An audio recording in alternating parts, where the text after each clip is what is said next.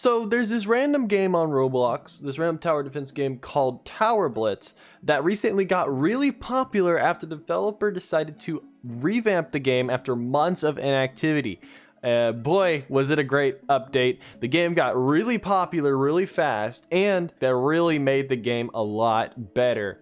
However, along with all of those gameplay improvements and popularity came something called lore. And goodness, this game's got a lot of lore. But if you've tried to play the game and understand the lore, you're gonna find yourself confused because there is quite a lot of lore in the game and it's kind of hard to understand at times. Like, for example, who the heck is corrupted anyways? And why does he have a massive eye for a head? But good news, guys, I'm gonna tell you everything you need to know about the game's lore. And I've got help.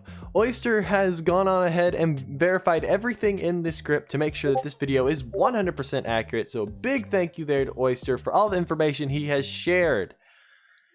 Maybe not so much for all the other random bits of info though. But before we get started, I would like to please ask you to hit that like button down below, or else you will grow a massive eyeball on your head. But it's your choice. If you think a big eyeball looks attractive, go for it. It's your choice, not mine. Let's go ahead and start talking about the two teams. There are two teams in the world of Tower Blitz. There are the Defenders and the Invaders. The Defenders are a human Robloxian species that originally inhabited multiple planets. However, they kind of got into a massive civil war that basically destroyed most of the resources and killed off most of the population. They literally ended up getting stranded on a planet, which we can call Earth, with very, very few remaining survivors, governed by the United Earth Command, UEC for short. However, war isn't all bad. I mean, they did discover cloning technology. That was what allowed them to keep their civil war going for so long. They were able to mass produce troops. That's kind of depressing, honestly, but also strangely familiar. So that's the Defenders in a nutshell. What about the Invaders? If you want to think of it simply, the Invaders are basically all alien life in the universe, but also not life, and cosmic beings too? Oh, and spiritual guys. Did I mention that they're also magicians? Okay, yeah, maybe it's not so simple. The Invaders are really just an all-encompassing term to describe all units that attempt to attack the Defenders. However, they are split into multiple factions and have their own populations, governments, armies, economies, etc. A unit themselves can be multiple different types of beings. You see, aliens really aren't just made of one thing. They like to be made of varying stuff that is apparently more dangerous. Like lava, for example, because lava is cool and it burns things. Whoa! We're going to go ahead and go over a few of these different types, but note that there are actually a whole lot more that I don't have time to cover in this video. The main type of invader is most likely just the alien species. These biological beings were originally only one species, but time and distance caused them to evolve into multiple variations. Since they are sophisticated beings, they are often found in positions of power, as they are often the ones not only leading, but often creating the other types of invaders for battle. The next type of invader is probably the one you know best, and that is the Spore. And no, the Spore is not a zombie. Two different things, very different. The Spores invade a host, infect it, take over its mind and its body, and transform it for use by the factions. In wars, they were often used to infiltrate Defender establishments and take them down from the inside.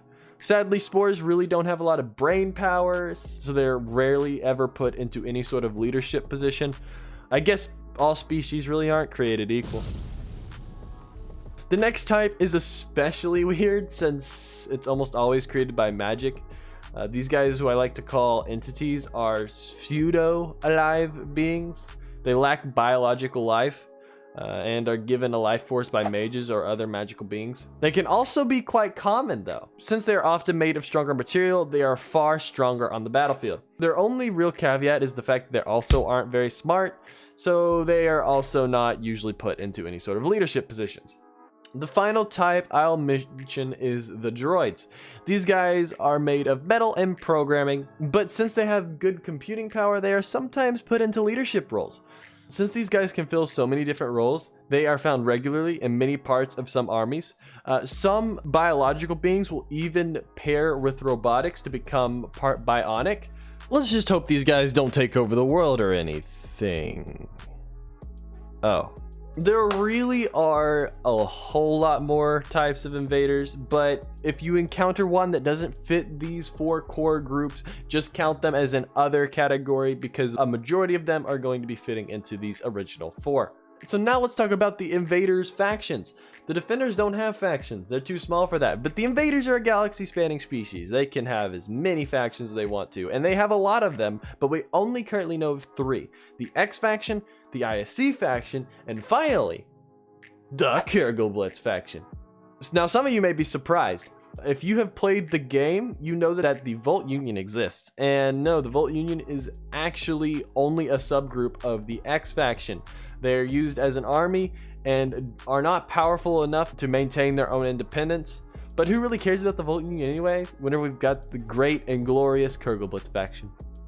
I am probably not saying Tower Blitz right at all in this entire video, but we're just gonna pretend I am, okay? You guys, you hear me? We're saying it right. Trust me. Now that we've covered all the background lore, let's go ahead and talk about the actual storyline of the game. So we've already gone over the original Civil War with the Defenders, so we will pick up from there.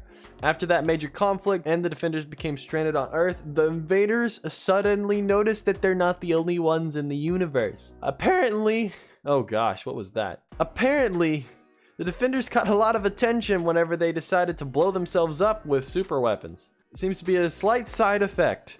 We don't know the exact reason why the Invaders decided to, well, invade. We do know part of the reason though is because they did not have cloning technology and wanted it for themselves like the Defenders had. However, that didn't really work out for them, and instead the Defenders actually managed to steal technology for themselves.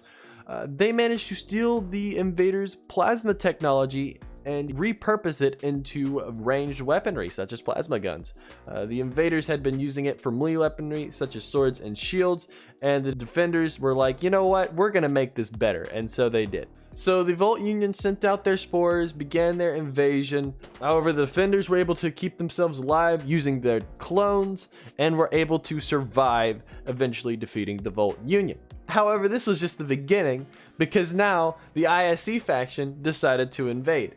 The Intergalactic Solar Command, which is called ISC for short, was more of a brute force faction. However, they did have some trade routes with the X faction, so there was some communication between the two.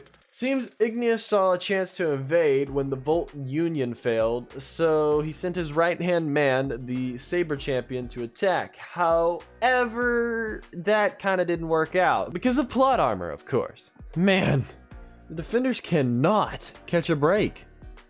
And here comes the Overlord's army. Oh great, here we go again. Speaking of the Overlord, how about we talk about him for a moment? You see, unlike Igneous, he isn't actually the leader of his faction. The X faction has an Orion Council, which is a body of leaders that govern the faction and its forces. But actually, the Overlord's still kind of special, because, you know, he's secretly insane and wants mass genocide. That's pretty special if you ask me. Seems he liked to learn stuff, and his quest for knowledge and power caused him to eventually learn an unfortunate truth, as the game calls it. So unfortunate that he really literally wants to kill all life.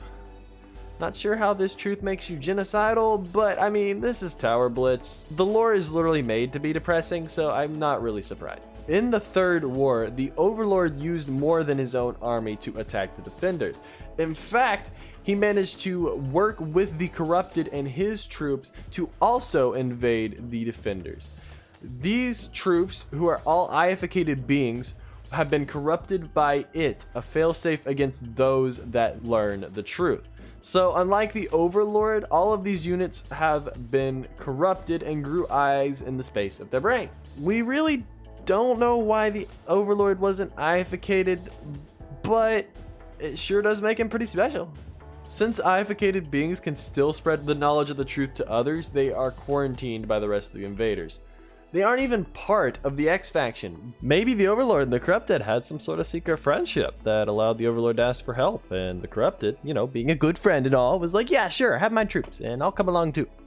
A really nice token of their friendship. So, as of current, we know that they attack, the invaders invade again, the invaders lose again, the defenders somehow pull off on top again, because of course, plot armor.